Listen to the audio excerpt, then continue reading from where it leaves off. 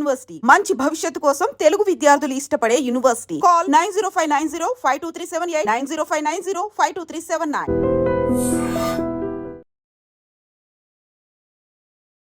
నమస్కారం, welcome to I dream. ధర్మ మార్గం విత్ విజిత కార్యక్రమానికి స్వాగతం.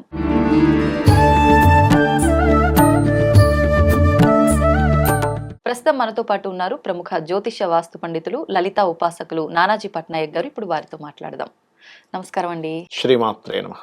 గురుగారు, మహాశివరాత్రి రాబోతోంది. మహాశివరాత్రి యొక్క విశిష్టత ఏంటి? ఎందుకు ఆ రోజున మనం మహాశివరాత్రి అంత ఘనంగా జరుపుకుంటాము? చాలా అంటే ఉపవాసాలు కానీ, ఈ జాగారాలు కానీ, అసలు ఎప్పుడు పూజల జోలికి పోని వాళ్ళు కూడా మహాశివరాత్రి వచ్చిందంటే ఖచ్చితంగా ఆ రోజున ఉపవాసం ఉండటము, పూజల్లో పార్టిసిపేట్ చేయడము, ఆలయాలకు వెళ్ళడం, ఇలాంటివన్నీ చేస్తూ ఉంటారు. ఎందుకని అంటారు? దాని గురించి తెలియజేయండి. అంటే ఎలా అంటే అమ్మా, ఇప్పుడు ఫుడ్ ఉందనుకోండి, ఉదాహరణకి ఒక మంచి ప్రోటీన్ ఫుడ్ అనగానే మనం తీసుకోమా? తీసుకుంటాం.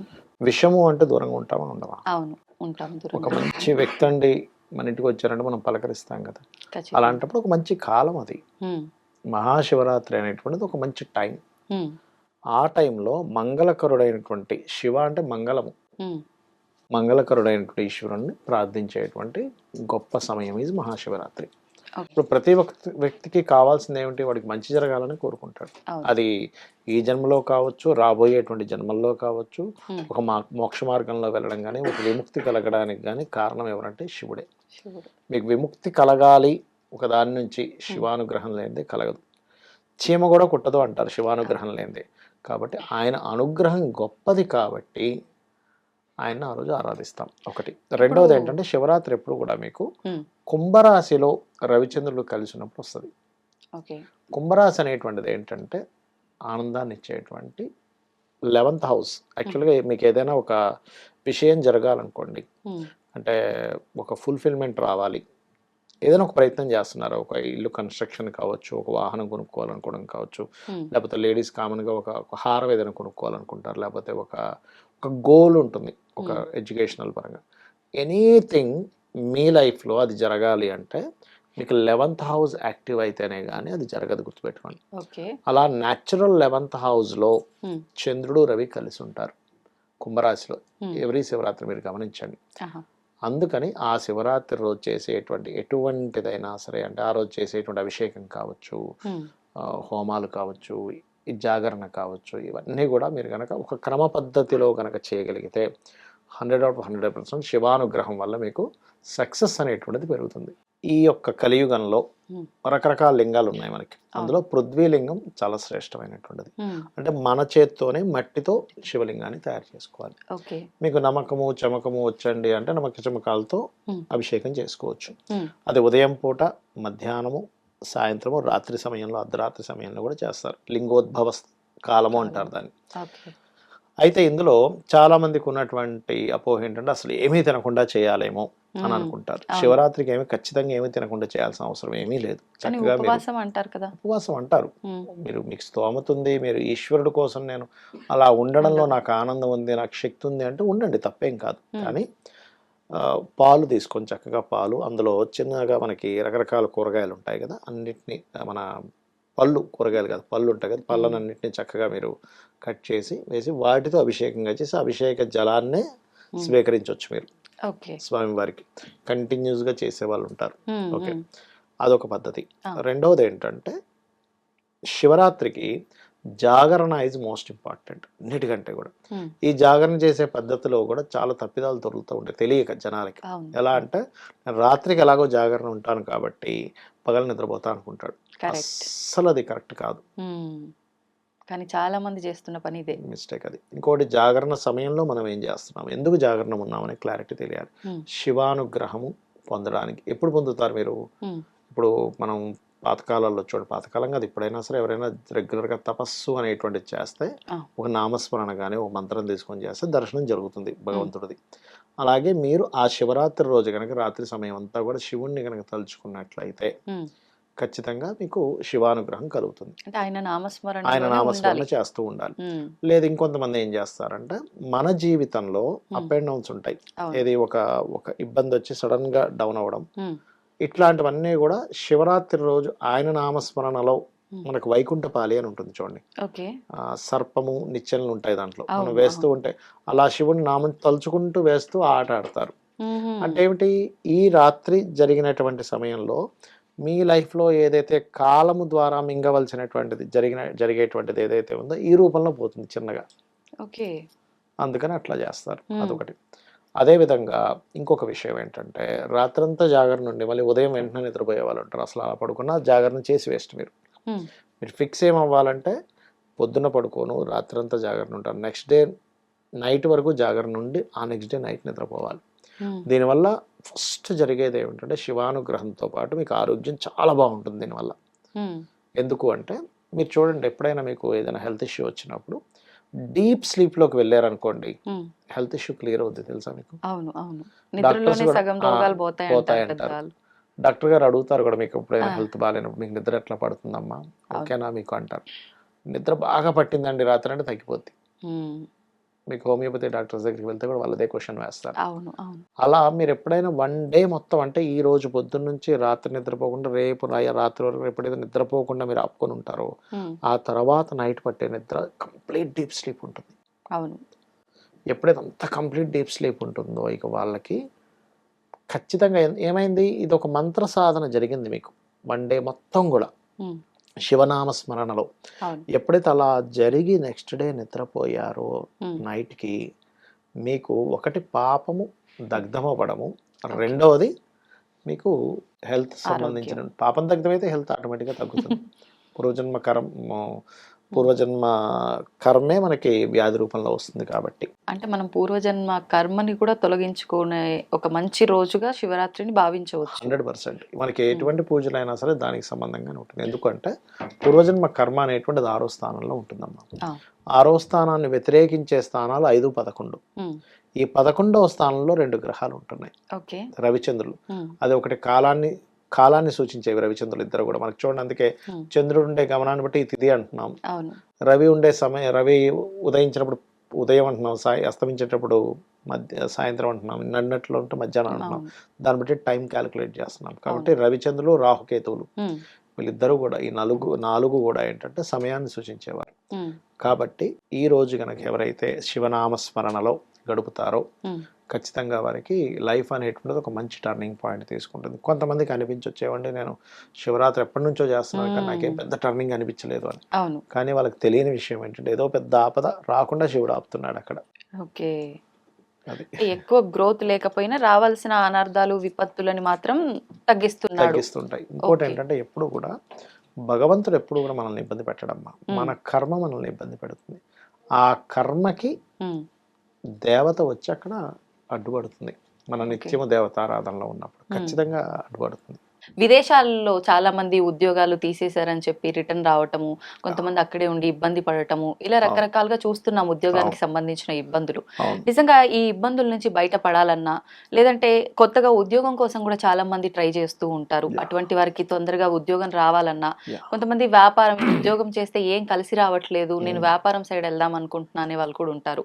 అటువంటి వాళ్ళకి ఏదైనా మంచి రెమెడీ అని చెప్పొచ్చు, లలితా సహస్రనామంలోంచి ప్రత్యేకించి ఏదైనా విధానం ఉందా? తప్పకుండా ఉందమ్మా. ఫస్ట్ ఆఫ్ ఆల్ అసలు ఇది ఎందుకు జరుగుతుంది అంటే ఇది ఇంకా ఎక్కువ ఉంది చెప్పాలంటే. కారణం ఏంటంటే మనం 2.5-3 సంవత్సరాల క్రితమే ముండేన్ ఆస్ట్రాలజీని దృష్టిలో పెట్టుకుని ప్రిడిక్ట్ చేయడం కూడా జరిగింది. నేను మకరంలో శని ఉన్నప్పుడే చెప్పాను, నెక్స్ట్ కుంభంలోకి వెళ్తున్నాడు, నెక్స్ట్ మీనము, నెక్స్ట్ మేషంలోకి వెళ్తాడు. సో ఈ పీరియడ్ అనేది ఏదిందో ఈ ఆర్టిఫిషియల్ ఇంటెలిజెన్స్ లాంటివి పెరగడం కానివ్వండి, ఎందుకంటే ఒక్కొక్కసారి ఒక రెవల్యూషన్ వస్తూ ఉంటుంది. శని కుంభంలోకి ఎంటర్ అవగానే ఒక రెవల్యూషన్ స్టార్ట్ అవుతుంది కెరియర్స్ పరంగా. సో 30 years బ్యాక్ కంప్యూటర్స్ అనేవి వచ్చి పెరిగింది అక్కడ. ఇప్పుడు ఏంటంటే ఇంకో రకమైనటువంటి పందాలకు వెళ్తూ ఉంది. కాబట్టి ఇది నా ఉద్దేశం పరంగా ఏంటంటే మీరు ఎవరికి వారు ఓన్గా ఏం చేసుకోగలరు, మీ టాలెంట్స్. ఒక్కొక్క వ్యక్తికి మ్యూజిక్ టాలెంట్ ఉంటుంది, కొంతమందికి సింగింగ్, కొంతమందికి ఇంకేదైనా ఆర్ట్స్ రిలేటెడ్, ఇంకొంతమందికి ఫుడ్ రిలేటెడ్ ఉంటాయి. కాబట్టి ఓన్గా ఏదైనా చేసుకునేటువంటిది ఫస్ట్ చూడాలి. అండ్ నెక్స్ట్ అసలు ఉద్యోగం అనేటువంటిది ఎవరికైనా సరే ఎందుకు పోతుంది, ఎందుకు రాదు అంటే మనకి ఆస్ట్రాలజీ ఏం చెప్తుంది అంటే 10వ స్థానము అంటారు, 10th house.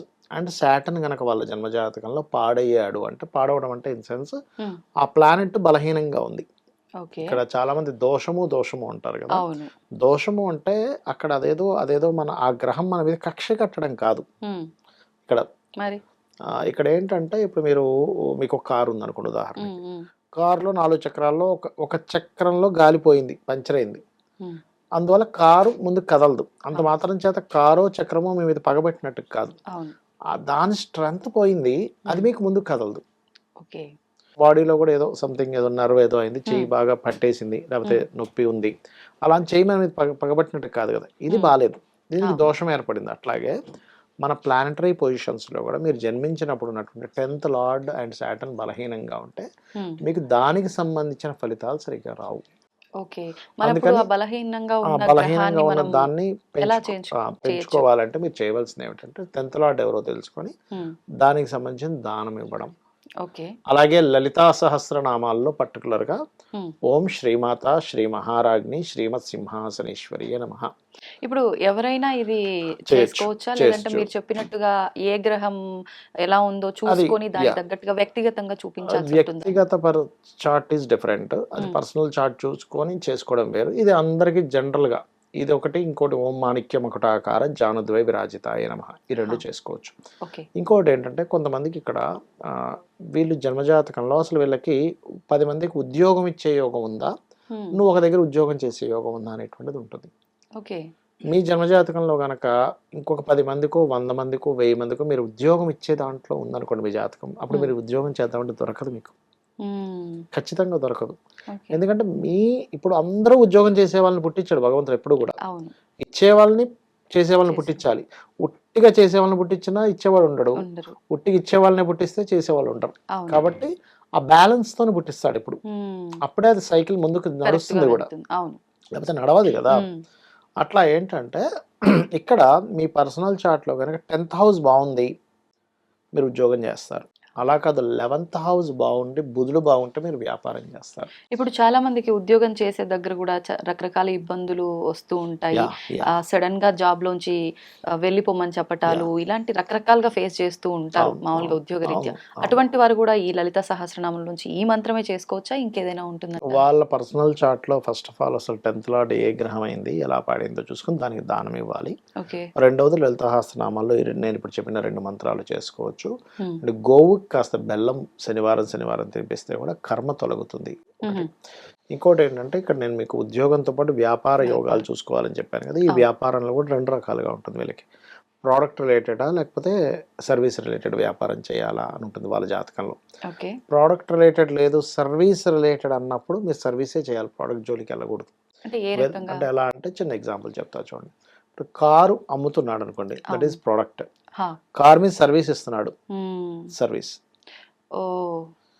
టీచింగ్స్ సర్వీస్, మీరేం ప్రోడక్ట్ అమ్మట్లే, చెప్తున్నారు అంతే. ఇప్పుడు యూట్యూబ్ ఉంది, సర్వీస్. యూట్యూబ్ ద్వారా ఇన్ఫర్మేషన్ వెళ్తుంది, దాని ద్వారా అడ్వర్టైజ్మెంట్స్, ఈ యూట్యూబ్ కు అడ్వర్టైజ్మెంట్ ఉంటుంది, దట్ ఈస్ సర్వీస్.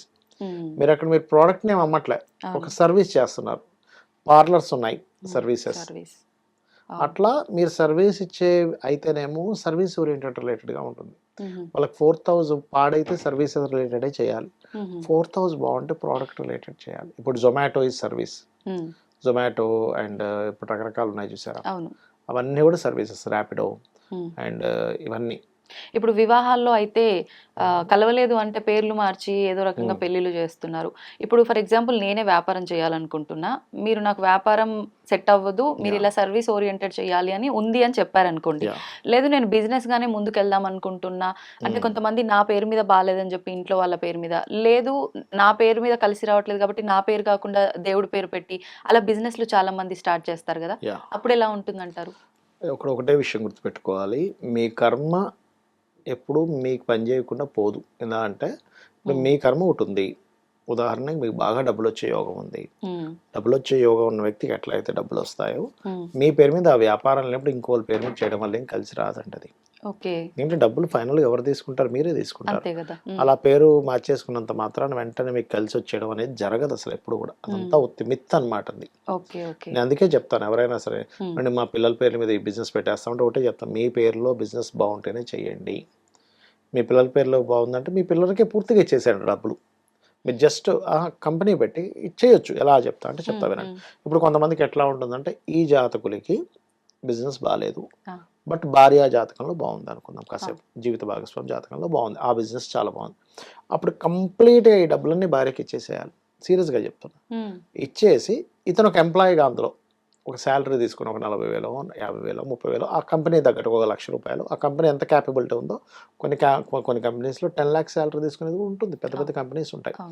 అప్పుడు పవర్స్ అన్నీ ఆవిడకి ఇచ్చేసి మనీ మొత్తం ఆవిడ అకౌంట్లోనే ఉంటూ ఆవిడ తనకి శాలరీ ఇచ్చేలా ఎవ్రీ మంత్ ఆవిడ రిటర్న్ ఇవ్వాలి. అప్పుడు పని చేస్తుంది. అంతేకాని పేరు మాత్రం ఆవిడది పెట్టి మొత్తం ఇతరే మొత్తం డబ్బులన్నీ ఎంజాయ్ చేస్తా ఉంటే అది బానే ఉంది. బిజినెస్ చేయడం సంగతి ఏమో గానీ మొత్తం తీసుకుపోయి పిల్లని చేతిలో పెట్టి ఆ దగ్గర నుంచి అడుక్కోవాలని ఈగో ఎక్కువ గొడవలకు దారి తీస్తుంది. అలా కాదు, ఇక్కడ సక్సెస్ రావాలనుకుంటున్నారు కాబట్టి ఇప్పుడు ఈయన పేరు మీద పూర్తిగా ఉంటే మరి లాస్ అవుతుంది. దానికంటే ఇది బెటర్ కదా. మొత్తం లాస్ అయ్యి రోడ్డు మీదకి వచ్చే కంటే ఆ చిన్న ఇదే ఉందంటే ఇద్దరు ఒకటే అని ఫీల్ అయినప్పుడు అది రాదండి. యాక్చువల్గా అసలు అది జరగదు చెప్పాలంటే. అట్లాగే పిల్లల పేరు మీద అనుకుంటే కూడా పిల్లలకు గనక నిజంగానే వాళ్ళ పేరు మీద పెట్టాలనుకుంటే కంప్లీట్గా ఇంక వాళ్ళకే ఇచ్చేయాలి. అంతేగాని వీళ్ళేదో వాళ్ళ పేరు మాత్రం వాళ్ళది పెట్టి వీళ్ళేదో నడిపించడం అనేది కరెక్ట్ కాదు. ఇంకొంతమందికి ఎట్లా ఉంటుందంటే వీళ్ళది వాళ్ళది ఇద్దరిది బాగుంటుంది, అప్పుడు వాళ్ళ పేర్లు పెట్టుకుంటారు. That is different thing. ఇప్పుడు వీళ్ళకి బాగుంది వాళ్ళకి బాగుంది, అప్పుడు వాళ్ళ పేర్లు పెట్టుకోవడం వల్ల గుడ్. అలా చేయొచ్చు. లేదా వాళ్ళని ఒక పార్ట్నర్గా చేర్చుకొని వాళ్ళకి కూడా లాభాలు ఇవ్వడం చేయాలి. ఊరికే పేరుకు మాత్రం పార్ట్నర్ అండి నేను అసలు వాళ్ళకి రూపాయి ఇవ్వను మొత్తం నేనే ఎంజాయ్ చేస్తాను అంటే గ్రహం మీకు డబ్బు ఇవ్వదు అంటున్నా. అక్కడ మీరు అట్లా ఎట్లా గ్రహాన్ని మోసం చేయగలరు, మీ కర్మను ఎట్లా మోసం చేయగలరు, దేవతను ఎట్లా మోసం చేయగలరు? అంత ఈజీ కాదు. దేవత ప్రతిదీ చూస్తూ ఉంటుందండి. కంప్లీట్గా కనుసైగల్లో అన్ని నడుస్తుంటాయి. మనం అనుకుంటున్నాం ఎవరు చూడట్లేదు, నడిచిపోతుంది, అంత సీన్ లేదు. ప్రతిదీ గమనిస్తూనే ఉంటుంది. తప్పించుకుంటున్నాం కానీ ఆవిడ చేతులు తప్పించుకోలేము. తప్పించుకుందాం అనుకుంటున్నాం, ఇక్కడ కూడా తప్పించుకోవట్లేదు. అంటే మన చుట్టూ ఉండే వ్యక్తుల దగ్గర మనం తప్పించుకుంటున్నాం అనుకుంటున్నాం కానీ లేదు. కాబట్టి ఏంటంటే పర్టికులర్గా ఎవరికైనా ఉద్యోగంలో వీక్గా ఉంది అంటే first 10th lord, 6th lord, 2nd lord check చేసుకోవాలి. వాటికి సంబంధించిన దానాలు ఇవ్వడము. అండ్ అలాగే రెగ్యులర్గా కొంచెం నేను ఇందాక చెప్పిన మంత్రం చేస్తూ గోవుకి బెల్లం తినిపిస్తూ మీకు అసలు జాబ్ ఉందా వ్యాపారం ఉందా చూసుకొని ముందుకు వెళ్ళినట్లయితే 100% జాబ్స్ అనేవి పోయేటువంటి స్థితి నుంచి బయటపడము. ఒకవేళ కొత్త జాబ్స్ రావాలన్న రావడం 100% జరుగుతుంది ఈ మంత్రం ద్వారా. ఓం శ్రీమాతా శ్రీ మహారాజ్ని శ్రీమత్ సింహాసనేశ్వరి నమః. ఇంకోటి ఉంది, అది ఓం మాణిక్య మకుటాకార జానుద్వై విరాజితాయ నమః చేసుకోవచ్చు. సంతోషం అండి. నిజంగా ప్రస్తుతం ప్రతి ఒక్కరు కూడా ఈ సమస్యను ఎక్కువగా చూస్తా ఉన్నారు. పోతదేమో అని చెప్పి ప్రాణాలు గుప్పిట్లో పెట్టుకొని ఆ భయంతో ఉండే వాళ్ళు కొంతమంది, పోయిన తర్వాత మళ్ళీ వెంటనే మేము ఎక్కడ జాయిన్ అవుతాము ఏంటి, ఈ టెన్షన్స్ చాలా మందిలో ఉన్నాయి. గురుగారు, మామూలుగా శివుడు అనేసరికి అభిషేక ప్రియుడు అంతే కదా. అయితే మన దగ్గర ఉన్న ద్రవ్యాలు నిజంగా మనకు సాధ్యపడితే ద్రవ్యాలతో చేసుకుంటాం. అవి పండ్లు కావచ్చు, పంచామృతాలు కావచ్చు, ఏదైనా. అవన్నీ చేయకపోయినా కూడా ఒక చెంబడి నీళ్లు ఆయన పైన పోసి మనం నమస్కారం చేసుకున్న ఆయన ప్రసన్నం అవుతాడు అని చెప్పి అంటుంటాం. కానీ నేను ఈ మధ్య కాలంలో ఒక విధానం గురించి విన్నా, అది మరి నిజంగా ఉందా లేదంటే వాళ్ళ ఇష్ట ప్రకారంగా చేసుకుంటున్నారో తెలీదు. మామూలుగా భస్మంతో అభిషేకం చేస్తుంటాం కదా శివుడికి, దాంట్లో పచ్చకర్పూరం కూడా కలిపి చేస్తారు అని చెప్పి విన్నాను. అది నిజమే అంటారా? ఉంది ఆ విధానం అనేటువంటిది. ఎందుకు ఆ విధానం దేనికి సంబంధించి చేస్తారు? యాక్చువల్గా పచ్చకర్పూరం చలవ కోసం వాడతారు. చలవ కోసం. మన అభిషేకం చేయడానికి కూడా ముఖ్య కారణం ఏంటంటే శివలింగం ఏదైతే ఉందో ఈ విశ్వం మొత్తం ఒక అండాకారంలో ఉండేటువంటి రూపం శివలింగం అంటే. ఓకే, అభిషేకం చేయడం వల్ల చేయడం ఎందుకు అంటే ఈ విశ్వం మొత్తం చల్లగా ఉండాలి, ఈ విశ్వం మొత్తం నిండి ఉన్నటువంటి పరమేశ్వరుడు ఈ రూపంలో ఉన్నందుకు అతనికి అభిషేకం చేస్తున్నాం. Point number 1. ఈ అభిషేకాలు కూడా చాలా రకాలు ఉన్నాయి. అంటే ఒక్కొక్క అభిషేకానికి ఒక్కొక్క ఫలితం ఉంది శాస్త్రంలో. అందులో మళ్ళీ ఒక్కొక్క లింగానికి అభిషేకం చేయడం వల్ల ఒక్కొక్క ఫలితం ఉంది. అయితే నేను మీరు ఇందాక అడిగినటువంటి ఏదైతే ఈ భస్మ అండ్ పచ్చకర్పూరం కలిపి చేసేది ఏదైతే ఉందో ఇది పర్టికులర్గా 2 విషయాలు నెరవేరడానికి చేస్తారు. ఒకటి, వాళ్ళ జీవితంలో ఏదైతే విముక్తి కలగటం లేదో, ఈ ప్రాబ్లంతో నేను చాలా ఫేస్ చేస్తున్నానండి అంటుంటారు చూసారా, విముక్తి కలగడానికి ఆ విముక్తి కూడా చాలా సునాయాసంగా కలగడానికి. అంటే అది ఏ రకంగా అయినా ఇప్పుడు చాలా మంది చూడండి, మనం ఈ ప్రాబ్లం క్లియర్ అవ్వాలి కానీ ఎక్కువ స్ట్రెస్ లేకుండా క్లియర్ అవ్వాలంటాం, ప్రశాంతంగా అవ్వాలి అంటాం. అలా ప్రశాంతంగా ఆ యొక్క సమస్య తీరడానికి భస్మలో కొంత పచ్చకర్పూరం కూడా వేసి అభిషేకం చేస్తారు. అయితే ఇందులో సహజంగా ఓం నమ శివాయ అనేటువంటి నామం ఏంటంటే శివుడు కరుడు కాబట్టి ఆ శివుడికి నేను నమస్కరిస్తున్నాను అని మీరు ఎప్పుడైతే ఎవరైనా మనసులో అనుకుంటే ఈ విశ్వం మొత్తం నిండుంది స్థానువు ఆయనకి పేరు. రకరకాల పేర్లలో స్థానం అంటే నిండి ఉన్నాడని అర్థం. స్థానం అంటే కదలడానికి కూడా చోట్లేనంతగా నిండి ఉన్నాడు. అలా నిండి ఉన్నటువంటి శివుడికి నేను మంగళకరుడైన శివుడికి నేను నమస్కరిస్తున్నాను కదా. అలా ఎప్పుడైతే మనసులో మనం మనస్ఫూర్తిగా అంటామో ఈ విశ్వం మొత్తమే ఆయన ఉన్నాడు కాబట్టి ఆ విశ్వంలో ఉన్న ప్రతిదీ కూడా మనకి మంగళములు ఇచ్చేదిలా అవుతుంది. అలా ఓం నమ శివాయ అనే మంత్రంతో ఈ అభిషేకం చేస్తారు. ఆడవాళ్ళైనా మగవాళ్ళైనా ఎవరైనా ఎవరైనా. చేస్తారు, కానీ ఎవరైనా చేయొచ్చు. కొంతమంది ఓం నమ శివాయ మంత్రం ఆడవాళ్ళు పఠించకూడదు, దాని బదులు శివాయ నమః అని చెప్పుకోవాలి అని అంటుంటారు కదా, అలాంటిది ఏం లేదా? అదేం లేదమ్మా, చేయొచ్చు. శివాయ నమః అంటే శివుడికి నమస్కరిస్తున్నాను, ఓం నమ శివాయ అంటే నమస్కరిస్తున్నాను శివుడికి. ఏముంది అంటే అటు నుంచి ఇటు, ఇటు బీజాక్షరాలు నుంచి ఏవో అటు. అలా ఉంటాయి కాదు, ఓం నమ దానికి శివాయ రివర్స్ లో చెప్పేది ఉంటుంది ఒకటి. అవునా? ఇప్పుడు ఓం ఉంది, ఓం న మ శి వా యా కదా. అవును. ఇప్పుడు రివర్స్ రాను దాన్ని, యా నమ శివాయ రివర్స్ లో తీసుకురండి. ఫస్ట్ లాస్ట్ లో ఫస్ట్ తీసుకోండి యా, యా వా దాని షి. తర్వాత వా షి వా, యా వా షి షి నా మా నా మాన, ఆ. యావాషి మాన ఓం. ఓం. యావాషి మాన ఓం గన ఎవరైనా అంటే వాళ్ళ కోరిక ఖచ్చితంగా నెరవేరుతుంది, ఏదైనా సంకల్పంతో చేస్తాయి. అవునా? అంటే మంత్రాలకు నామాలకు ఇలా రివర్స్ లో చదివే ఉంటాయి. వీలుంటుందా? ఒక అక్షరాన్ని తీసుకుని అటు నుంచి ఇటు ఈ 5 అక్షరాలని పంచాక్షరి మంత్రం నమ శివాయ అనేటువంటిది, ఈ పంచాక్షరి మంత్రాన్ని అటు అటు మార్చి చేసేటువంటి విధానం కూడా ఉంది. అంటే ఇది రివర్స్ లో చేసేది కూడా మన సాత్విక ఉంది. పద్ధతిలోకే వస్తుందా? ఉంది. మంత్రశాస్త్రంలో దీనికి సంబంధించింది ఇచ్చారు. ఇప్పుడు ఇలా మనం మంత్రం చేస్తున్నప్పుడు ఎవరైనా గురువు సమక్షంలో తీసుకొని చేయాల్సి ఉంటుందా? లేదు ఎవరికి వాళ్ళు మామూలుగా? ఒకటేనమ్మా, మనకి మంత్ర మహోదరి అనేటువంటి గ్రంథంలో చెప్పబడింది ఏంటంటే, మీకు గురువు ఉన్నారనుకోండి, గురుముఖత తీసుకోవడమే 100% కరెక్ట్. సరే గురువు లేరు, మనకు గురువు దొరకలేదు, ఎక్కడో ఏ అమెరికా కంట్రీస్ లోనే ఏ సౌదీలోనే ఉన్నాడు, కానీ ఆ వ్యక్తికి ఫలానా అమ్మవారి మంత్రం చేయాలనుంది. దానిలో చెప్పినటువంటిది ఏంటంటే, బోధిపత్రము మీద ఆ మంత్రాన్ని రాసి శివుడి దగ్గర పెట్టి శివుణ్ణే గురువుగా భావిస్తూ శివాయ గురవే నమః అనుకుని ఆ మంత్రం చేసుకోవచ్చు. ఓకే, ఇప్పుడు బోధిపత్రం ఎక్కడ మనకి, ఏ బోధిపత్రం అంటే ఏంటో తెలియని రోజులు అయిపోయాయి. కాబట్టి మీరు ఏం చేయొచ్చు, చక్కగా పేపర్ మీదే రాసి శివుడి దగ్గర పెట్టి ఎంతో భక్తి శ్రద్ధలతో దాన్ని తీసుకొని మీరు కనుక శివాయ గురవే నమః అనుకొని శివుణ్ణి గురువుగా మనసా వాచా కర్మన భావించి మీరు కనుక ఆ మంత్రం చేస్తే ఖచ్చితంగా ఫలిస్తుంది. ఒకవేళ ఇలా చేయొచ్చా? ఇప్పుడు మీరు మాట్లాడుతున్నారు, మీరు చెప్తున్నారు కాబట్టి మీరే ఒక గురువుగా భావించి వీడియో వినేవాళ్ళు అలా నమస్కారం చేసుకొని అలా కూడా చేసుకోవచ్చు. అది గురువు అంటే గురువుతో పాటు ఆయన చెప్తే తీసుకున్న ఇప్పుడు ఏ ఫలితం వస్తుందో అదే వస్తుందా? ఇప్పుడు కూడా చేయొచ్చు. ఇప్పుడు ఎలా అంటమ్మా, గురువు అంటే అదేదో నేనేదో పెద్దగా వాళ్ళకి ఏదో ఇచ్చేసినట్టుగా అట్లా ఏం కాదు. గురువు అనే ఇదేదైతే ఉందో చాలా బాధ్యతతో కూరుకుంది. గురువు అని ఎవరన్నా అంటారంటే, అజ్ఞానం అనే అంధకారం నుంచి జ్ఞానం వైపు నడిపించేవాడు గురువు. అందరినీ గురువు అనడానికి వీల్లేదు. అయితే ఇప్పుడు ఉదాహరణకి నన్నుగా తీసుకున్నాను అనుకోండి, ఇక్కడ నేను కాదు ఉన్నది, ఆ పరమాత్మ వాళ్ళ లోపలికి వచ్చి అది నడిపిస్తూ ఉంటాడు ఒక నమ్మక రూపంలో.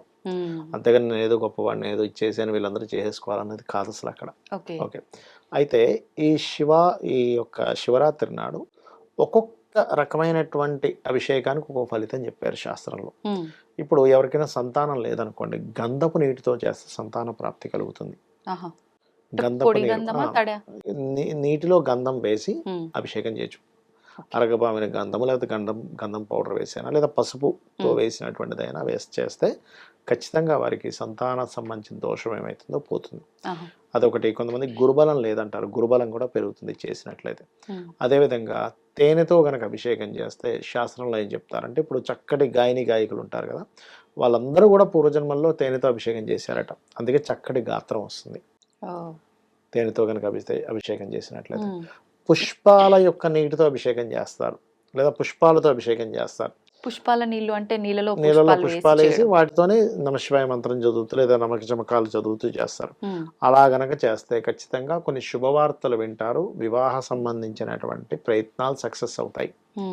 అలాగే కొంతమంది ఓన్లీ మల్లెపువ్వులతో చేస్తారు వివాహం అవ్వడానికి, ఉట్టి చెరుకు రసంతో చేస్తారు వివాహం అవ్వడానికి కూడా. చెరుకు రసంతో చేయొచ్చు, మల్లెపువ్వులతో చేయొచ్చు, పుష్పపు నీటితో చేయొచ్చు. కొంతమందికి ఎప్పుడు ఏదో ఆటంకం జరుగుతుంటుంది చూసారు, ప్రతిదీ ఆటంకమేనండి నా లైఫ్లో అంటూ ఉంటారు. అలాంటప్పుడు 2 విధానాలు చెప్పారు. ఒకటి గరిక వేసినటువంటి నీటితో అభిషేకం చేయడము, రెండవది బెల్లము కలిపిన నీటితో అభిషేకం చేస్తారు. మామూలుగా గరిక అంటే వినాయకుడికే ఎక్కువ వాడతాము, వాడేటువంటి శివుడికి గరిక. బిల్వం వాడతాం కదా, బిల్వం ఇప్పుడు వాడతాము, గరిక బిల్వం వాడాలి. కూడా వాడచ్చు. బిల్వం వాడడం వేరే పద్ధతి, ఉమ్, ఆటంకాలు తొలగడం కోసం ఇది గరిక నీటితో చేయడం అనేటువంటిది. అలాగే బిల్వపత్రం అయితే ఖచ్చితంగా శివుడికి పెడతారు, అది ఇంకా దానికి separate గా మనం చెప్పక్కర్లేదు. ఇప్పుడు బిల్వపత్రం కూడా అంటే మామూలుగా ఆలయంకి వెళ్ళినప్పుడు చూస్తుంటాము, కొంతమంది ఏమో రివర్స్ లో పెడతారు, అవును. కొంతమంది ఇలా అంటే ఒకవైపు స్ట్రైట్ గా పెడితే లక్ష్మీ ప్రాప్తి, రివర్స్ లో పెడితే ఐశ్వర్య ప్రాప్తి, ఆయుష్ అని చెప్తూ ఉంటారు. అంటే ఎలా పెడితే ఏది ఇప్పుడు Reverse. బిల్వము పైన ఆకు రూపంలో కనబడుతుంది, ఆకు రెండు రకాలు ఉంటదమ్మా, లోపల వైపు బయట వైపు ఉంటుంది. ఇలా పెడితేనేమో ఐశ్వర్యం అంటారు, ఉమ్, ఇలా పెడితే ఆయుష్ అంటూ ఉంటారు, అట్లా అన్నమాట.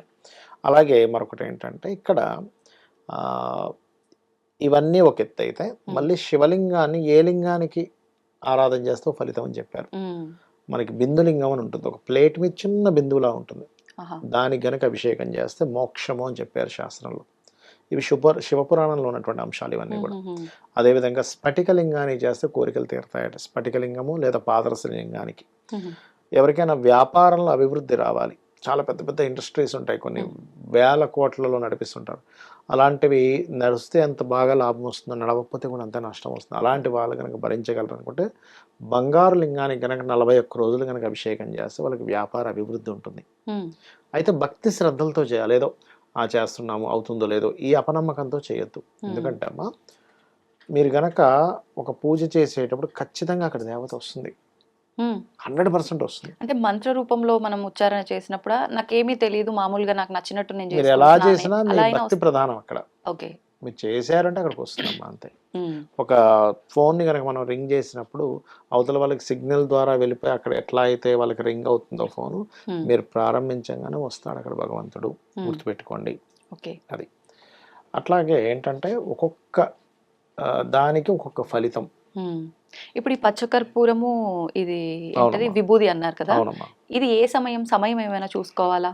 ఒకటమ్మా, శివుడికి ఎప్పుడైనా సరే మనకి మాస శివరాత్రులు లేకపోతే ఇలాంటివి వచ్చినప్పుడు లింగోద్భవ సమయంలో బెస్ట్, అంటే అర్ధరాత్రి టైం అర్ధరాత్రి సమయంలో బెస్ట్ అన్నమాట. లేదంటే మామూలుగా పొద్దున్నప్పుడు చేసుకోవచ్చు, ఉదయం పూట. ఇప్పుడు ఈ రోజు మాస శివరాత్రి ఉంది అంటే ఈ రోజు నైట్ 12 ఆ టైంలో చేయాలా, ముందు రోజు నైట్ చేయాల్సి ఉంటుందా? శివరాత్రి గడియలు కొన్ని ఉంటాయి, ఉమ్, మా ఇది ముందు రోజు చేస్తారు యాక్చువల్గా, అంటే తెల్లవారితే అదనగా చేస్తూ శివరాత్రి ఉంటారు. అనగా. అవును. ఓకే. ఈ విధానం మాస శివరాత్రి టైంలో లేదంటే మనం శివుడికి ఇంట్లో అభిషేకం చేసుకుంటున్న టైంలో అవును. ఎప్పుడైనా మీ ఆచరించుకోవచ్చు. క్యాలెండర్లో చూస్తే మహాశివరాత్రి అని వస్తుందమ్మా, ఆ రోజు నైట్ చేసుకోవచ్చు మీరు యాక్చువల్గా. ఓకే. అంటే ఇది ప్రత్యేకించి శివరాత్రి రోజు మాస శివరాత్రి రోజే చేసుకోవాలా, లేదు అంటే నేను రెగ్యులర్ గా అభిషేకం చేసుకుంటా నాకు ఇంట్లో శివలింగం ఉంది అనుకున్న వాళ్ళు ఎవరైనా ఎప్పుడైనా చేసుకోవచ్చా? శాస్త్రంలో చెప్పింది రోజు చేయమని చెప్పింది. దానికి చరలింగము అని ఉంటుంది, అంటే మీరు ఒక పెట్టెలో పెట్టుకొని శివుణ్ణి, నందిని, ఆ అభిషేకానికి ఉండేటువంటి ద్రవ్యాలన్నింటిని మోసుకొని తిరుగుతుంటారు. ఉమ్, చరలింగం అసలు మనల్ని ఎప్పుడు క్యారీ చేయమని చెప్పింది. అంటే మీరు ఏ ఊర్లో ఉన్నా దాంతో చేయొచ్చు, పాటు చేయొచ్చు. ఇంకొక విషయం ఏంటంటే, ఇది శివపురాణంలో ఉన్నటువంటి విషయం, ఇదంతా వాయుపురాణంలో ఉన్నటువంటి విషయం. ఉమ్, ఇప్పుడు మీరు తీసుకెళ్ళలేదమ్మా, ఉమ్, ఏ ట్రైన్లోనే వెళ్తున్నారు, అయ్యో మీకు అభిషేకం చేయాలి, పక్క వాళ్ళ దగ్గర మీరు అక్కడ చేయొచ్చు, తప్పేం కాదు, ఉమ్, ఓకే. చేసుకోవచ్చు. అది అది కంపల్సరీ క్యారీ చేయమని చెప్పింది శాస్త్రం. హా.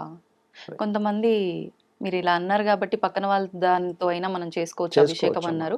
కొంతమందికి కొంచెం స్వార్థం ఉంటది. అంటే మా ఇంట్లో పూజ వాళ్ళతో చేపిస్తే లేదంటే మా దగ్గర ఉన్న విగ్రహంతో వాళ్ళతో చేపిస్తే మాకెక్కడ పుణ్యం రాదు అని చెప్పి అది అపోహగా తీసుకోవచ్చు అంటారా? 100% అపోహ అది. ఇంకోటి ఏంటంటే, అసలు అలా స్వార్థంగా ఉంటే ఫస్ట్ శివుని యొక్క అనుగ్రహం కలగదు. మీరు ఎప్పుడైతే వాళ్ళకి చేయమని ఇచ్చారో అప్పుడు మీకు ఇచ్చే శివానుగ్రహం మరింత రెట్టింపు అవుతుంది. ఎందుకంటే మీరు వాళ్ళకి కూడా చేసుకోవడానికి ఇచ్చారు, మీకు కొత్తగా మీ జేబులోంచి పోయేది లేదు అక్కడ. అవును, అవును. శివానుగ్రహం శివుడు ఇచ్చేది, మీ చేతిలోంచి మీ దగ్గర ఎక్కడ పోతుంది. అది గురుగారు, మామూలుగా మనం కొన్ని వీడియోస్ చూసినప్పుడు పురాణాలకు సంబంధించి తెలుసుకున్నప్పుడు ఋషులు వీళ్ళంతా కూడా ఏదైనా భంగం కలిగించినా లేకపోతే కోపం తెప్పించేటట్టుగా చేసిన శాపాలు ఇస్తారు అని చెప్పి అంటారు. అవును, అదే రకంగా చూసుకుంటే దేవతా శాపాలు కూడా ఉంటాయి అని చెప్పి కూడా అంటుంటారు. ఉంటాయి. నిజంగా మనందరికీ ఒక కన్న తల్లిలాగా తండ్రిలాగా భగవంతుని భావిస్తూ ఉంటాం మనం. ఆయన పిల్లలకు ఆయన నిజంగా శాపం ఇస్తాడా? ఎటువంటి సందర్భాల్లో శాపం ఇస్తాడు? దేవతా శాపం అనేది నిజంగా ఉందా? ఖచ్చితంగా ఉందమ్మా, ఉంది. దీనికి మీరు మురారి మూవీ చూసినట్లయితే అందులో ఆ దేవతా శాపం వల్లే వాళ్ళకి వంశాలు ఇదవుతూ ఉంటాయి.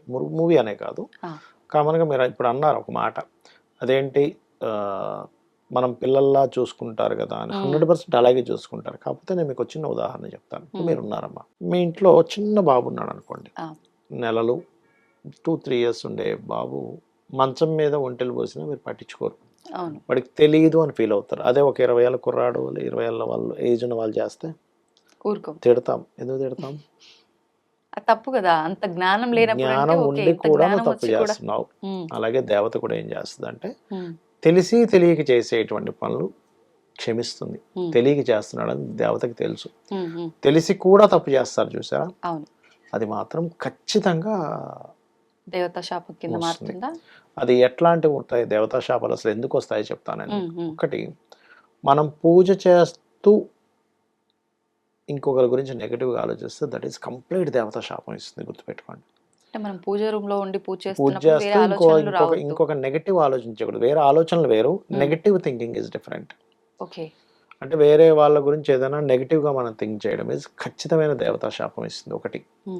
రెండవది, ఆల్రెడీ ఒక మంచి భక్తుడు ఉన్నాడు, ఆయన్ని ఏదైనా మనం ఇబ్బంది పెట్టామంటే దేవతా శాపం వస్తుందమ్మా. ఎట్లా అంటే ఒక బిడ్డలాగా అన్నారు చూసారు ఇందాక, మరి బిడ్డలాగా అన్నప్పుడు ఇంకోళ్ళు వచ్చి ఇది చేస్తే మరి తల్లి కోపం వస్తుంది ఖచ్చితంగా. కాబట్టి 100% పొరపాటును కూడా ఒక మంచి భక్తుడు ఉన్నాడు, ఆయన పాపం ఎవరి జోలికి వెళ్ళడు, ఎవరిని ఇబ్బంది పెట్టడు, వాళ్ళు వేరే వాడిని ఇబ్బంది పెడతారంటే దట్ ఈస్ వేరే. ఇది పేరుకు మాత్రం దేవత అంటే భక్తుల్లాగా ఉండి వేరే వాళ్ళని ఇబ్బంది పెడుతుంటాడు, అలాంటి వాడిని అనడంలో తప్పలేదు. కానీ నిజంగా సాత్వికంగా ఉంటూ ఎవరిని ఇబ్బంది పెట్టకుండా ఆయన పని ఆయన చేసుకుంటూ ఆయన దేవతా సంబంధించింది ఆయన చేసుకుంటూ ఎవరిని ఇబ్బంది పెట్టని వ్యక్తికి మనల్ని ఇబ్బంది పెట్టాము మనం వెళ్ళంటే అది ఖచ్చితంగా కట్టి కుదుపుతుంది వాడిని, అందులో ఎటువంటి సందేహం లేదు. ఓకే, అలాగే ఇవాళ రేపు చాలా మంది అంటూ ముట్టు ఇట్లాంటివి కొన్ని ఉంటాయి, అవి పాటించకుండా తెలిసి కూడా ఏం కాదులే అనే ఒక దీంట్లో వెళ్ళిపోతుంటారు. తెలుసు కూడా ఏం కాదులే అంటే ఎలా అంటే చనిపోయినప్పుడు ఉండేటువంటివి అలాంటి మహిళలు తెలుసు కానీ తెలిసినా కూడా ఏమీ కాదులే దూరంలో వెళ్ళిపోతుంటారు చూసారా. అంటే ఎటువంటి చేస్తే ఆ టైంలో అంటే చిన్న ఎగ్జాంపుల్ అమ్మా, ఇప్పుడు మహిళ ఉంది ఉదాహరణకి, ఆ టైంలో కొన్ని ఇంట్లో చెయ్యకూడని పనులు కొన్ని, ఇప్పుడు లేడీసే ఉన్నారమ్మా, 5 days ఇది ఉంటుంది, వంటగదిలోకి వెళ్ళకూడదు, లేదా దేవతలను ముట్టుకోకూడదు, తులసి మొక్కను ముట్టుకోకూడదు అని చెప్తారు. ఆ టైంలో పర్టికులర్గా వంట అంటే ఇవాళ రేపు ఇంకా కుదరట్లేదు, సింగిల్ ఫ్యామిలీస్ ఉన్నప్పుడు, లేదా ఆ మొక్క ఏమిటి చెప్పలేం, తప్పదు. కానీ అలాంటి టైంలో పోయి మీరు తులసి ముట్టుకున్నా దేవతా సంబంధించిన ఏం కాదులే ఇవన్నీ ఎవరు చూసారులే అని అనుకోని మీరు మూఢనమ్మకాలను చేశారంటే అది దేవతా శాపం ఇస్తుంది. అది వాళ్ళ ఒక్కరితో పోదు. ఇప్పుడు దేవతా శాపం ఎలా ఉంటుందంటే మీ ఒక్కరితో పోదమ్మా, అది వంశాల మీద చూపిస్తూ ఉంటుంది దాని ప్రభావం, తర్వాత వంశము తరతరాలుగా వస్తూ ఉంటుంది. దేవతా శాపం అలా ఉంటుంది. దానికి శాస్త్రంలో చెప్పినటువంటి విధి విధానం ఏమిటి, అసలు జాతచక్రంలో ఎలా చూడాలి దేవతా శాపాన్ని అంటే 9th house పాడవుతుంది దేవతా శాపానికి. ఎప్పుడు కూడా 9th house పాడవడము, గురువు సరైనటువంటి స్థితిలో ఉండడు అలాంటి జాతకాలకి, గురుగ్రహం డెబిలిటేషన్లో అవ్వడము, లేకపోతే గురుగ్రహం యొక్క దృష్టి సరిగ్గా జాతకం మీద లేకపోవడమో జరుగుతూ ఉంటాయి. అది డిపెండ్ ఆన్ ఎంత ఉంది అంటే తీవ్రంగా ఉందా లైట్గా ఉందా. కానీ ఎంతటి దేవతా శాపం ఉన్నా లలితా సహస్రనామాల్లో ఒక్క నామం ఖచ్చితంగా మనకు క్లియర్ చేస్తుంది. అదేమిటి అంటే ఓం హరనేత్రాగ్ని సందగ్ధ కామ సంజీవన ఔషధి. ఎలా అంటే ఈ నామానికి ఉన్న అర్థం ఏమిటంటే హరుని యొక్క నేత్రము చేత దగ్ధమైనటువంటి మన్మధుడు గురించి మనం మాట్లాడుతున్నాం ఇక్కడ ఈ నామంలో. ఈ మన్మధుడు ఏం చేస్తాడంటే హరుడికి బాణం వేస్తాడు. ఈయన కూడా ఒక రకమైనటువంటి కామ సంబంధించి జరగాలని, ఎవడరా నా మీద బాణం వేసాడు ఆయన్ని మూడో కన్ను తెరిచి భస్మం చేసేస్తాడు. అప్పుడు ఆ మన్మధుడు యొక్క భార్య వచ్చి అమ్మవారిని వేడుకుంటుంది, అమ్మ ఎలాగమ్మా అంటే సరే ఇప్పుడు వాళ్ళ ఆయన ఇట్లా చేసినప్పుడు ఈమె పుట్టించడం కరెక్ట్ కాదు, ఆయన వ్యతిరేకించినట్టు అవుతుంది కాబట్టి సృష్టి విరుద్ధం కాబట్టి ఎవ్వరికీ కనబడకుండా నీకు మాత్రమే కనబడేలాగా ఆయనకి శరీరాన్ని ఇస్తుంది మన్మధుడికి ఇస్తుంది. కానీ ఎట్లాగా అందరికీ కనబడ్డా, అందుకే ఇప్పుడు మన్మధుడికి ఏ భయం లేదు, ఇప్పుడు ఎవరికి కనబడ్డు కాబట్టి. అలా అమ్మవారి నామాన్ని ఎవరైనా చేస్తే ఈ దేవతా శాపం అనేటువంటిది బయట నుంచి మనం బయటపడతాం. ఓం హరనేత్రాగ్ని సందగ్ధ కామ సంజీవన ఔషధి. ఎలా చేస్తుండాలి నామాన్ని, రోజు ఒక 40 minutes. మనకి ఏం చేసినా కలిసి రావట్లేదు అంటే దాని అర్థం దేవతా శాపమే, గుర్తుపెట్టుకోండి. ఎందుకంటే దేవతా అనుగ్రహం లేదు మీకు ఏది ముందు కదలదు. దేవతా శాపాలు ఉన్నందుకే ఇట్లా జరుగుతూ ఉంటాయి. ఉమ్, వాళ్ళు ఎవరు కాపాడలేకపోతుంటారు. ఆఖరికి ఆ జగన్మాత ఉమ్, ఆ శక్తి స్వరూపునైన అమ్మవారే కాపాడాలి. ఇంకా ఆవిడే వాళ్ళకి సరే ఇంత ఇబ్బంది పడుతున్నారు కదా అని చెప్పి చేయాలి.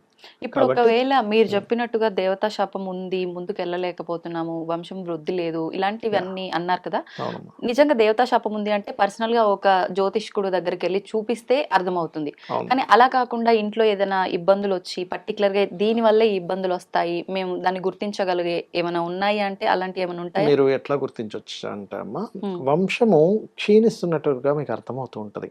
ఉమ్, వంశంలో సరిగా అభివృద్ధులు ఉండవు. ఆ, ఒకటి అది 2 రకాలు. ఒకటి దేవతా శాపం లేదా పితృ పితృ దోషాలు ఉన్నా కూడా జరుగుతుంటుంది అది. హా, రెండవది ఏంటంటే మీరు ఎన్ని పూజలు చేస్తున్నా కలిసి రాదు. అన్ని చేస్తున్నా ఏమిటి మాకు అనుగ్రహం, ఎందుకంటే అక్కడ శాపం ఉంది. అవును. నేను అనుగ్రహించను పోండి మీరు అన్ని పిచ్చి పనులు చేస్తున్నారని వెళ్ళిపోయింది. ఉమ్, మీకు ఇంకెక్కడ అనుగ్రహం ఉంటుంది? ఉమ్, అది రాదు. మూడవది ఏంటంటే మీరు ఇంట్లో ఎటువంటి పూజాది కార్యక్రమాలు చేసినా ఒక నెగటివ్ ఒకటి కనబడుతూ ఉంటుంది అక్కడ. అంటే అక్కడ ఏదో తగలబడ్డము, ఉమ్, ఉమ్, లేదో ఉమ్. హారతిస్తుంటే మాటికి ఆరిపోవడము, చిన్న సంథింగ్. అపశృతులు మనం ఏవో ఇప్పుడు ఒకటి. హారతిస్తే ఆరిపోతుందంటే మనం ఒకసారి లాజికల్గా కూడా ఆలోచించాలి. ఒకసారి ఏదో కిటికీ తెరుస్తుంటే గాలి కూడా ఆరుతుంది. అవి కొన్ని లాజిక్స్ అర్థం చేసుకోవాలి. అవును. అట్లా తీసుకోకుండా ప్రతిదీ మూఢంగా కూడా వెళ్ళకూడదు. ఉమ్, అట్లాంటివి మీకు సిమ్టమ్స్ తెలుస్తూ ఉంటాయి. ఓకే. అప్పుడు మనం అర్థం చేసుకోవాలి అది. ఉమ్. అంటే ఏదో ఇబ్బంది వచ్చిందనే కాకుండా ఎట్లాగూ మనకి మంత్రం చేసుకోవడం వల్ల అది తొలగిపోతుంది కాబట్టి ఎవరికి వాళ్ళు కనీసం ఎంతసేపు కుదిరితే అంతసేపు చేసుకోవడం చేసుకుంటే బెటర్. సరిపోతుందమ్మా. విన్నా సరిపోతుంది అంటారా? ఎప్పుడు కూడా లలిత సహస్రనామాలు పఠనం చేయాలి, పఠనం. విష్ణు సహస్రనామాలు వినాలి. వినడం ద్వారా వారికి ఎక్కువ ఫలితం, చేయడం ద్వారా దీనికి ఎక్కువ ఫలితం. ఇప్పుడు చదివేటప్పుడు చాలా మంది భయం ఏంటంటే ఎక్కడ తప్పులు చదివేస్తాను, మళ్ళీ అది ఈ దోషం నివృత్తి కోసం చేస్తే ఇంకో దోషం ఎక్కడ వస్తుందో వింటా అని చెప్పి చాలా మంది జర్నీస్ లో వెళ్ళేటప్పుడు వింటూ ఉంటారు. మరి నిజంగా అంటే అలాంటిది? నేర్చుకునే వరకు వినండి, నేర్చుకున్న తర్వాత చేయండి. అదేం పెద్ద కష్టమైన విషయం కాదు, చాలా సింపుల్. ఒకటేంటంటే మీరు పలకడం రాక పలుకుతున్నప్పుడు అమ్మవారి ఏమీ అనదమ్మా. ఓకే. ఒక చంటి పిల్ల ఎలా పిలిచినా అమ్మ పలుకుతుంది. అవును. అట్లాగే మీకు పలకడం రాక నేర్చుకునే క్రమంలో అమ్మవారికి తెలుసు, ఉమ్, అన్నీ తెలుసు ఆవిడికి. సర్వజ్ఞ అంటారు. సర్వజ్ఞ శాంతకరుణ అనేటువంటి నామం ఉంది ఆవిడికి. కాబట్టి సర్వజ్ఞ ఆవిడ అన్ని తెలుసు. ఆవిడకి తెలియదు ఏముంది? మనం పలకలేక పలుకుతున్నామా, వెటకారంగా పలుకుతున్నా ఆవిడకి తెలియదు. కాబట్టి ఆవిడ ఏమనుకోదు. గురుగారు మామూలుగా ఇంట్లో పెద్దవాళ్ళు ఉన్నప్పుడు చెప్తూ ఉంటారు మాలాంటి వాళ్ళకి, ఎప్పుడు లక్ష్మీదేవి లాగా ఉండాలి, మంచిగా కుంకుమ బొట్టు పెట్టుకొని పద్ధతిగా గాజులు వేసుకొని అలా ఉండాలి కలకల్లాడుతూ ఇలా చెప్తూ ఉంటారు. మళ్ళీ ఆ వేసుకునే గాజులు కూడా ప్రజెంట్ ఇప్పుడు ఈ జనరేషన్ వాళ్ళమంతా కూడా ఏ శారీ వేసుకుంటే దానికి మ్యాచింగ్ ఇలా ఎక్కువ ఫాలో అవుతున్నాం. కానీ మనకు ముందు నుంచి పురాతన కాలం నుంచి ఉన్నదల్లా అంటే ఒక ఆకుపచ్చ, పసుపు పచ్చ, ఎరుపు, ఇవి శుభప్రదము. అమ్మవారికి ఇచ్చేటప్పుడైనా అవే, మనం ఎవరికైనా ఇచ్చేటప్పుడైనా మనం ధరించాలన్నా అవి మాత్రమే మంచిది అని చెప్పి అంటారు. నిజంగా మనం వేసుకునే గాజుల వల్ల కూడా మన లైఫ్ డిసైడ్ చేయబడుతుందా? ఇప్పుడు నేను గ్రీన్ కలర్ వేసుకుంటే అంతా నాకు శుభంగా ఉంటుందా? నాకు బ్లాక్ ఇష్టం, నేను బ్లాక్ కలర్ గాజులు వేసుకున్నా అపశకునంగా ఉంటుందా? ఇలాంటి చాలా మంది మాట్లాడుకుంటూ ఉంటారు మామూలుగా. ఇదంతా నిజమంటారా? ఏం చెప్తారు దీని గురించి? ఇక్కడ బ్లాక్ అపశకునం అని కాదు. బ్లాక్ అపశకునం అయితే గనక మీకు బ్లాక్ ఐస్ ఇవ్వడు కదా భగవంతుడు. మీకు ఈ విశ్వాన్ని చూసేటువంటి అదే బ్లాక్ హెయిర్ ఇచ్చాడు. అంటే నేను అనేది ఏంటంటే ఒక బ్లాక్ బోర్డు ఒక స్టూడెంట్ జీవితాన్ని మార్చేస్తుంది. రైట్. ఐస్ బ్లాక్ కరెక్ట్ కాదు అపశకునం అనుకుంటే అసలు బ్లాక్ కలర్ పెట్టాడు కదా భగవంతుడు. ఆల్ కలర్స్ ఈజ్ గుడ్ ఇక్కడ. కాకపోతే ఏంటంటే ఒక్కొక్క కలర్ కి ఒక్కొక్క గుణం ఉంటుంది అని చెప్పారు శాస్త్రంలో. తమో రజస్ సత్వ గుణాలు ఉంటాయి. అయితే ఇక్కడ ఎందుకు కొంచెం అంటే ఈ బ్లాక్ కలర్ ఒకటి ఎక్కువగా ఎందుకు వాడకూడదు అంటారంటే గాజుల విషయంలో మీ యొక్క ప్రయత్నం ఏదైతే ఉందో ప్రయత్న స్థానాన్ని ఆస్ట్రాలజికల్ గా 3rd హౌస్ అంటారు. ఈ 3rd హౌస్ కి చెవులు ఇక్కడ వేసుకునే గాజుల స్థానంగా చెప్తారు ఆస్ట్రాలజీలో. అందుకని అక్కడ కనుక ఒకవేళ రజోగుణ సంబంధంగా వచ్చింది, తమోగుణ సంబంధంగా వాళ్ళ యొక్క తత్వాలు మారితే ఒక రకమైన మొండితనం పెరుగుతుంది. ఇప్పుడు మీరు ఎందుకమ్మా, ఇప్పుడు ఇదే రూమ్ ఉంది, కంప్లీట్ వైట్ కలర్ ఉన్న రూమ్ లో మీరు కూర్చోండి, అలా అనిపిస్తుంది మీకు? చాలా ప్రశాంతంగా ఉంటుంది. అదే కంప్లీట్ బ్లాక్ కలర్ రూమ్ లో కూర్చోండి, కొంచెం అంటే ఇష్టపడ్డ వాళ్ళకి ఏమో దట్ ఈస్ డిఫరెంట్. ఇష్టపడ్డ వాళ్ళకి different. But something white colour ఉన్నప్పుడు అంత పీస్ఫుల్, వైట్ డ్రెస్ వేసుకున్నప్పుడు ఉన్న పీస్ఫుల్ బ్లాక్ కలర్ వేసుకున్నప్పుడు ఉండదు. బ్లాక్ కలర్ వేసుకుంటే అది బాగా ఇష్టం ఉన్న వారికి ఉండొచ్చేమో, కానీ 90% ఆఫ్ కేసెస్ వైట్ కలర్ వేసుకున్నప్పుడు వేరే ఉంటుంది. రెడ్ కలర్ వేసుకున్నప్పుడు టెంప్టింగ్ గా ఉంటుంది. మీరు గమనించండి, ఎవరైనా అసలు ఒక షర్ట్ వేసుకున్నా ఒక వ్యక్తి, లేకపోతే స్త్రీ ఏదైనా డ్రెస్ వేసుకున్నా ఆ తత్వం వేరే ఉంటుంది. అంటే ఒక కలర్ కి ఒక తత్వం ఉంది. ఆ తత్వం అనేటువంటిది వాళ్ళకి లైఫ్లో దాని యొక్క ప్రభావం పడుతుంది. అంతేగాని అది బ్యాడ్ అని కాదు అక్కడ. ఓకే. ఇప్పుడు మీరు అర్థం చేసుకోండి. ఇప్పుడు హ్మ్. రకరకాల బ్లడ్ గ్రూప్స్ ఉన్నాయి. అవును. ఈ బ్లడ్ గ్రూప్స్ మీది ఒక బ్లడ్ గ్రూప్, మీకు ఏ బ్లడ్ అది ఎక్కించాలో అది ఎక్కించాలి. హ్మ్. వేరేది ఎక్కిస్తే అది మీకు పనిచేయదు. అలానే ఆ బ్లడ్ గ్రూప్ బ్యాడ్ అని కాదు అక్కడ. ఓకే. అది ఓకే. మీకు సెట్ అవ్వలే. సెట్ కాదు. అలాగే కొన్ని వాటికి కొన్ని సెట్ కావు. హ్మ్. బ్లాక్ కంప్లీట్గా తప్పైతే అసలు ఈ విశ్వంలో Hmm. ఏది బ్లాక్గా ఉండకూడదు. అవును. అది రాంగ్ కాన్సెప్ట్. హ్మ్. అయితే కొన్ని గుణాలను అవి ప్రభావితం చేస్తాయి కాబట్టి అది. హ్మ్. ఇక్కడ శాస్త్రంలో అన్నదమ్ముడు లేదా భర్త ఇద్దరు ఒక స్త్రీకి గాజులు ఇస్తారు. ఆ. అన్నదమ్ముడు గనక ఎప్పుడైనా సరే ఒక స్త్రీమూర్తికి తన సిస్టర్స్ అక్కకి కావచ్చు, చెల్లికి కావచ్చు గాజులు ఇస్తే వాళ్ళ లైఫ్, అన్నదమ్ముడు లైఫ్ బాగుంటుంది. హ్మ్. గుర్తుపెట్టుకోండి. అలాగే భర్త గనక భార్యకి గాజులు, ఈ కమ్మలు ఎప్పుడు ఉండేలా చూసుకోవాలంటారు. శాస్త్రంలో చెవు కమ్మ లేకుండా భర్తకు కనబడకూడదు అంటారు. ఓహ్!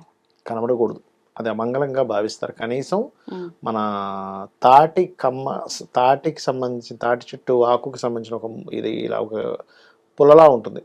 అదైనా పెట్టుకో ఉండాలి అంటారు. ఎందుకంటే స్త్రీ గనక మంచి కమ్మలు కానీ ఈ గాజులు కానీ ధరిస్తే పురుషుడికి అంటే భర్తకి అదొక యోగం, హుహు. భాగ్యయోగాన్ని ఇస్తుంది అని చెప్తారు. భాగ్యయోగం ఎందుకంటే స్త్రీ యొక్క 3వ స్థానం. హ్మ్. చెవి కమ్మలు కానీ చేతులకు ఉండే గాజులు కానీ ఆ 3వ స్థానం అనేటువంటిది భర్త యొక్క భాగ్యస్థానం. అంటే భర్త స్థానం నుంచి 7th హౌస్ నుంచి 9th హౌస్ అవుద్ది. హ్మ్. ఇదేమో 3rd హౌస్, వాళ్ళకి 9th హౌస్ అవుద్ది. కాబట్టి అలా చేసుకోమని చెప్పి చెప్తూ ఉంటారు. హ్మ్. ఇందులో మీరు ఇందాక ఒక మాట అన్నారు ఏంటంటే అమ్మవారి దగ్గర పెట్టినటువంటి గాజులు వేసుకున్నప్పుడు నాన్ వెజిటేరియన్ తినవచ్చా? తినవచ్చా? ఇక్కడ ఏంటంటే ఒకటమ్మా, హ్మ్. నేను ఒకటే చెప్తాను. నా దృష్టిలో హ్మ్. నాన్ వెజిటేరియన్ తిన్నంత మాత్రాన్ని ఏదో దోషమైపోతుందని ఎప్పుడు అనుకోను నేను. ఆ. ఎందుకంటే అంటే అదేదో నేను తింటానని కాదు, నేను తిన్న చెప్తున్నాను నేను మీకు. హ్మ్. హ్మ్. నాన్ వెజిటేరియన్ ఆపడం గొప్పతనం కాదు. ఆ. మీరు వెజిటేరియన్ అయ్యుండి కూడా అవతల వాళ్ళని కనుక పీక్కు తినే స్వభావం ఉంటే దట్ ఈస్ నాన్ వెజిటేరియన్ కంటే బెటర్. ఇంకా హయ్యెస్ట్ ఇది ఇది ఉన్నటువంటి గుణం ఉన్నటువంటి వ్యక్తులుగా నేను భావిస్తాను. అంటే చాలా మంది ఉన్నారు నాన్ వెజిటేరియన్స్ దీన్ని బట్టి. ఉన్నారు. ఆ! ఎందుకంటే నువ్వు పేరుకి మాత్రం వెజిటేరియన్ అయి ఉండి అవతల వాళ్ళని నువ్వు ఒక ద్వేషంతోని, కోపంతోని లేకపోతే తినేస్తుంటారు బుర్ర. తినేస్తుంటే నువ్వు ఇంక వెజిటేరియన్ అయి ఉండి ఏం లాభం? నీకు ఇష్టం లేక తినట్లేదు, లేకపోతే ఒక జాలితో నువ్వు తినట్లేదు. అంటే నువ్వు ఒక పక్షి మీదో లేకపోతే ఒక మేక మీదో నువ్వు జాలి చూపించినప్పుడు నువ్వు ఒక మనిషి మీద ఇంకెంత జాలి చూపించాలి నీ స్వభావంలో? అవును. నిజమైనటువంటి వెజిటేరియన్ ఎవరంటే హ్మ్. అవతల వాళ్ళని హింసించకుండా ఉంటే that is the perfect vegetarian. Vegetarian. భగవంతుడు ఎప్పుడు కూడా నువ్వు కోడిని తినట్లేదు, మేకని తినట్లేదు అంటే నిన్నేమి మంచి వ్యక్తిగా చూడ్డు. హ్మ్. నువ్వు అవతల వాళ్ళని ఇబ్బంది పెట్టకుండా ఉంటేనే నేను మంచి వరకడు చూస్తాడు. మనలో ఉన్న గుణాలని బట్టే చూస్తాడు. ఉంటుంది. అంతేగాని ఆయనకి నువ్వు మటన్ తింటున్నావు కాబట్టి నేను నిన్ను అనుగ్రహించను అనడు. హ్మ్. నువ్వు అందరిని మంచిగా చూస్తున్నప్పుడు నేను అనుగ్రహిస్తా అంటాడు. ఇది ఫస్ట్ మనం నేర్చుకోవాలి. హ్మ్. హ్మ్. అంతేగా నేనేమీ తిననండి అందుకే నాకు భగవంతుడు అనుగ్రహం వస్తుంది అనుకుంటే అది తప్పు అంటా నేను. ఓకే. ఓకే. అయితే ఈ గాజులు వేసుకున్నప్పుడు అంటే మీరు దాన్ని పర్టికులర్‌గా ఇది అమ్మవారి గాజులు, నేను దీనికి ఎక్కడా కూడా దీనికి ఇట్లాంటి వాటికి టచ్ చేయకుండా ఉండిస్తాను అనుకుంటే ఉండివ్వండి, అది దట్ ఈస్ గుడ్. మీకు ఇంకా దాని పవిత్రతను కాపాడుతున్నట్టు. హ్మ్. అంత మాత్రం చేత ఆ గాజులు ధరించినంత మాత్రం చేత మీరు వెళ్ళి ఆ గాజులతో వెళ్ళేదో తింటే ఏదో పోతుందని మాత్రం భయం పెట్టుకోకండి ఎప్పుడు కూడా. హ్మ్. ఎప్పుడు కూడా భగవంతుడి దగ్గర ఎలా ఉండాలంటే భయంతో బ్రతకూడదు భగవంతుడితో. అవును. ఎప్పుడు కూడా మనం భయంతో ఉండే రిలేషన్ ఎప్పుడు కూడా అమ్మో మనం ఏం తప్పు చేస్తామో అని భయమే ఉంటుంది కానీ భక్తి అనేటువంటిది ఉండదు. ఎప్పుడు భక్తి అనేటువంటి వారధి ఉండాలి భగవంతుడికి మనకి మధ్యలో. అంటే ఒక రిలేషన్ హ్మ్. అంటే అయ్యో భగవంతుడు నేను వాళ్ళ పూజ చేయలేకపోయాను పొద్దున్న బాధ ఉండాలి. ఓకే. అమ్మో చేయలేదు ఏమవుతుందో ఉండకూడదు. ఉండకూడదు. బాధ అయ్యో నేను వాళ్ళ పూజ చేయలేకపోయాను పొద్దున్నే, హ్మ్. నాకు కుదరలేదు, పొద్దున్నే ట్రైన్కి వచ్చేసాం లేకపోతే ఫ్లైట్ ఎక్కి వచ్చేసాం. ఒక్కోసారి ఎలా ఉంటుందంటే మార్నింగ్ 7 o'clock ఫ్లైట్ ఉంటుంది, ఇంటి దగ్గర మనం 5 o'clock బయలుదేరాలి. ఎందుకంటే జర్నీ ఒక 1 hour ఉంటుంది. ఆ టైంలో సరిపోదు మనకు టైం. అవ్వదు. ఏదో అలా దీపం పెట్టి వచ్చేసాను అబ్బా అనే ఒక బాధ ఉండాలి కానీ భయం అనేది ఉండకూడదు. హ్మ్. అయ్యో నేను ఇంట్లో ఎలా చేస్తాను ఇది ఉండాలి. ఇది ఉంటే మీరు నామస్మరణ చేస్తున్నట్టే అమ్మవారిది. ఓకే. ఎప్పుడైతే అది చేస్తున్నారో ఆటోమేటిక్గా మీకు పూజ చేసిన ఫలితం వస్తుంది. హ్మ్. కానీ అసలు అది మైండ్లో మీకు అసలు లేకుండా ఊరికే మీరు ఎన్ని పూజలు చేసినా వేస్ట్ అక్కడ. ఓకే. ఇప్పుడు కొన్ని సందర్భాల్లో మామూలుగా ఎక్కువగా విలేజ్లలో ఉండే వాళ్ళు కొన్ని పాటిస్తూ ఉంటారు. ఈ గాజులకు సంబంధించి కూడా అంటే అక్క చెల్లెళ్ళకి ఏదో కీడొచ్చింది అని చెప్పి, అన్న తమ్ముళ్ళకి అన్న చెల్లెళ్ళకి, అన్న అక్క ఇట్లాంటి సంబంధం ఉన్న వాళ్ళకి అమ్మమ్మలు మనవరాళ్ళకి గాజులు పెట్టియాలని, ఆడపడుచు వదినకు పెట్టాలమ్మా. ఇలాంటివన్నీ వస్తుంటాయి. లేదంటే కీడు అని చెప్పి ఈ పరిహారాలు నిజంగా ఉంటాయా ఈ ఖచ్చితంగా గాజులు? పనిచేస్తాం. మీకు ఎందుకు మీరు నోములు అది నోస్తుంటారు చూసారా స్త్రీలు, బట్ జాకెట్ బట్ట గాజులు కూడా ఇస్తారు. ఎందుకంటే అది ఎంతమందికి మీరు పంచుతూ ఉంటే ఉమ్, ఆ యొక్క దారిద్ర్యం తొలగుతుంది. మెయిన్గా ఏంటంటే గాజులు ఇచ్చినా తీసుకున్న దారిద్ర్యం తొలగుతుంది గాజుల విషయంలో. ఉమ్, ఉమ్, మీరు ఒకరికి ఇచ్చారు, ఒక ఇంట్లో ఏదో మనకి వరలక్ష్మి వ్రతాలు పూజలు చేస్తుంటారు, నోములు నోస్తున్నప్పుడు జాకెట్ బట్ట, 2 అరటిపళ్ళు, తమలపాకు ఆకు, అవును. ఒక 1/2 డజన్ గాజులు ఇస్తారు. ఉమ్, అది ఎంత అద్భుతమైనటువంటి రెమెడీ అంటే చూడడానికి చాలా సింపుల్గా ఇచ్చుకున్నారు అనుకుంటాం, కానీ ఇచ్చిన వారికి దారిద్ర్యం పోతుంది, ఉమ్, ఆ పూజలో పాల్గొని తీసుకున్న వారికి కూడా దరిద్రం పోతుంది. ఓకే. అది ఇద్దరికీ పనిచేస్తుంది. ఇప్పుడు ఇలా ఇవ్వాల్సిన సందర్భం వస్తే శుక్రవారాలు మంగళవారాలు చాలా వరకు ఇవ్వరు. అంటే నా లక్ష్మీదేవి వెళ్ళిపోతుంది ఇంట్లోంచి ఇలా భావిస్తారు చాలా మంది, ఇవ్వడానికి ఆలోచిస్తారు. నిజంగా అది అలా ఏం వెళ్ళిపోదు, ఉమ్, అస్సలు అట్లా వెళ్ళదు. గుర్తుపెట్టుకోండి, ఎప్పుడైనా గుర్తుపెట్టుకోండి, ఉమ్, మీకు గనక ధనయోగము లక్ష్మీ యోగం ఉన్నంత కాలము ఆవిడ ఒక అది పనిచేసి పెడుతూనే ఉంటుందమ్మా లక్ష్మీదేవి, మీకు ఇస్తూనే ఉంటుంది. ఓకే. మీకు సమయం అయిపోయిందంటే మీరు ఎన్ని చేసినా ఆయనకి అంత తొందరగా రాదు. ఉమ్, ఎంతో భక్తితో ఏదో చేస్తే తప్పితే ఆవిడ అనుగ్రహం ఉంటుంది, కానీ ఉమ్, అలా ఏం పుసుకుని అలా ఏం వెళ్ళిపోదు.